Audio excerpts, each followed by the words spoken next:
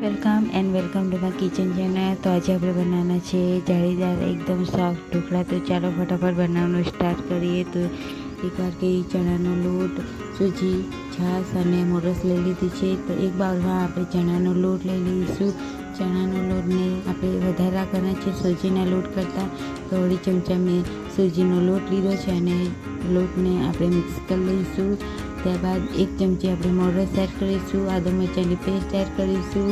ત્યારબાદ આપણે એક ચમચી મીઠું, એક ચમચી હળદર, એક ચમચી મરચું, એક ચમચી ગરમ મસાલો, એક ચમચી કાલી મિર્ચ પાવડર, એક ચમચી જીરું, એક ચમચી અજમો અને એને મિક્સ કરી લઈશું। આ રીતે મિક્સ કરી લેવાનું છે। નાની પાલી છાશ લેવાની છે, છાશ એડ કરીશું અને એકદમ આપણે સરસ બેટરને એકદમ સરસ રીતે મિક્સ કરી લઈશું। ત્યારબાદ એ જ પાલીથી આપણે પાણી લેવાનું છે। તો પાણી એડ કરીશું। એ પાણી એડ કર્યા બાદ આપણે એને બેટરને એકદમ સરસ રીતે મિક્સ કરી લઈશું। તમે જોઈ શકો છો કે આપણું બેટર એકદમ સરસ રીતે મિક્સ થઈ ગયું છે અને આ રીતે આપણે બેટરની કન્સિસ્ટન્સી રાખવાની છે। ત્યારબાદ આપણે અડધી ચમચી બેકિંગ સોડા અને એક ચમચી ઈનો એડ લેવાનો છે અને એને મિક્સ કરી લેવાનો છે આ રીતે। અને બેટરને અને એક સાઈડ બાજુ જ એને ફેરવવાનું છે જેથી આપણે એકદમ સરસ રીતે મિક્સ થઈ જાય બેટર। ત્યારબાદ આપણે 10 મિનિટ એને રેસ્ટમાં મૂકીશું। તો 10 મિનિટ થઈ ગઈ છે। તમે જોઈ શકો છો એકદમ આપણું બેટર એકદમ સરસ રીતે ફૂલી ગયું હતું। તો ત્યારબાદ આપણે ડીશમાં તેલ લગાવી લઈશું અને બેટરને એડ કરીશું।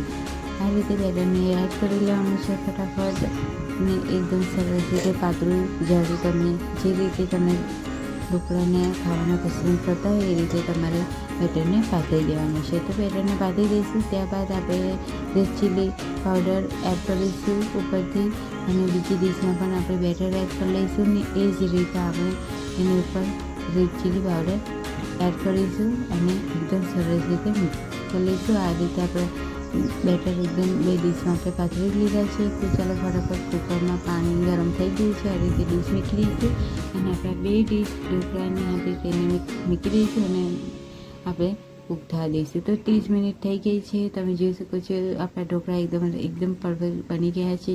તો ચાલો ફટાફટ એને કટ કરી લઈએ।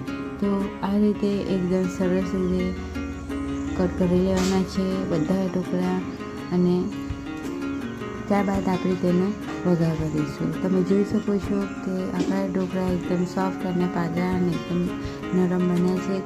તો આપણે ચા સાથે એને ખાઈ શકીએ છીએ। તો એક કઢાઈમાં આપણે જીરું, રાઈને એડ કરી દઈશું અને એને થવા દઈશું। ત્યારબાદ આપણે તેલ એડ કરીશું અને ત્યારબાદ એમાં ઢોકળા એડ કરી લઈશું અને મિક્સ કરી લઈશું। ત્યારબાદ આપણે એક ચમચી તલ એડ કરવાના છે અને ઢોકળાને એકદમ સરસ રીતે મિક્સ થવા દેવાના છે। મિક્સ કરી લઈશું અને જો તમારે એકદમ ક્રિસ્પી ખાવા હોય ઢોકળા તો એકદમ ધીમા તાપે એને થવા દેવાના જેથી આપણા ઢોકળા એકદમ સરસ ક્રિસ્પી થાય। અને જો તમારે એકદમ નરમ ખાવા હોય તો આ રીતે ગરમ થઈ ગયા બાદ આપણે એક ડીશમાં સર્વ કરી લઈશું।